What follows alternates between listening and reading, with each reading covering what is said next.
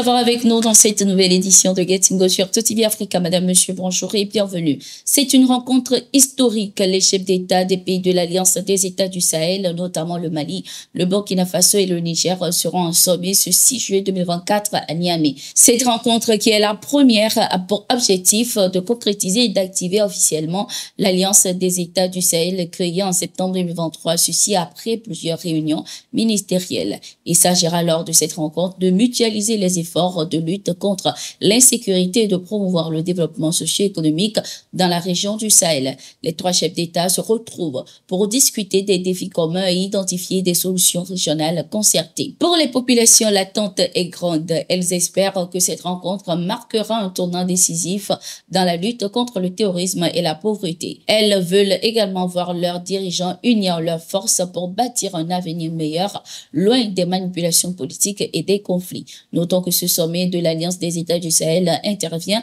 à la veille du sommet de la CEDEAO qui se tiendra à Abuja au Nigeria. Précisons que les pays de l'AES, le Niger, le Mali, le Burkina Faso ont décidé de quitter la CEDEAO pour leur souveraineté. Ils accusent l'institution sous-régionale d'être instrumentalisée et de ne pas aider ces pays membres à faire face aux défis sécuritaires.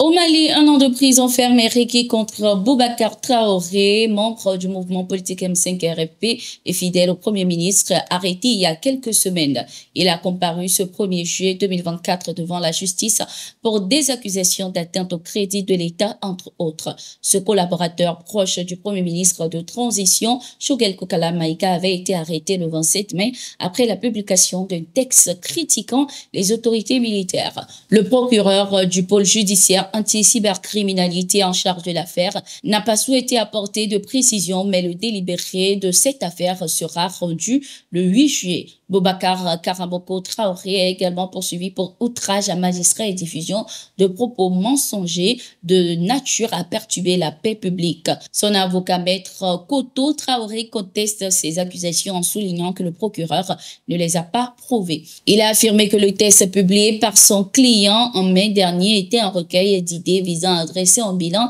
des réussites et des échecs depuis la rectification de la transition et non un pamphlet contre les autorités militaires. Selon le Premier ministre Choguel Kokala Maïga, tout ce qui se trouve dans le mémorandum signé par Boubacar Traoré est vrai. Le Mali et la Russie continuent le renforcement de leur coopération. Ce 4 juillet, un projet de loi portant ratification de l'accord de coopération militaire et technique signé depuis le 25 mars 2003 entre le Mali et la Russie a été adopté par les membres du Conseil national de transition CNT. Pour le ministre de la Défense du Mali, Sadio Kamara, cet accord signé depuis plusieurs années n'avait pas été ratifié à cause de la pression de certains pays occidentaux. C'est à cause de la pression exercée par des puissances étrangères avec la France en tête de file qui jouissait d'une réelle tutelle sur le Mali. Plusieurs faits expliquent la non-ratification de cet accord depuis sa signature en 2003. Aujourd'hui, nous pouvons être fiers de nous-mêmes parce que nous n'avons plus cette pression de nous dire avec qui coopérer ou pas. C'est en toute liberté que nous choisissons nos partenaires, a-t-il indiqué. Selon les termes de l'accord, des instructeurs russes formeront des soldats et officiers de police maliens.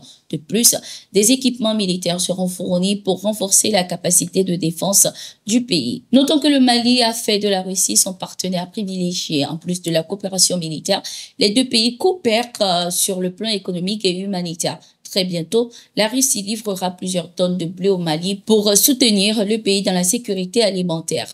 Les deux pays prévoient également la construction d'une centrale nucléaire à Bamako. Au Burkina Faso, la 36e promotion des stagiaires de l'école d'état-major nationale de Koulikoro était chez le capitaine Ibrahim Traoré, président du Faso, ce 4 juillet. Ces stagiaires étaient venus recevoir des instructions du chef de l'État. Il nous a fait comprendre, surtout les stagiaires qui sont en fin de formation, le rôle crucial que doit avoir l'officier aujourd'hui dans le cadre de la vie de nos États. L'officier ne doit plus se contenter d'être un porteur d'armes, mais doit être un leader pour ses subordonnés et pour le peuple, a soutenu le général de brigade Moussa Yoro Kanté, directeur des écoles militaires du Mali. C'est la fin de cette édition. Merci d'être resté avec nous. Nous sommes en continu sur nos différentes plateformes et sur notre site d'information, le www.toafrica.com.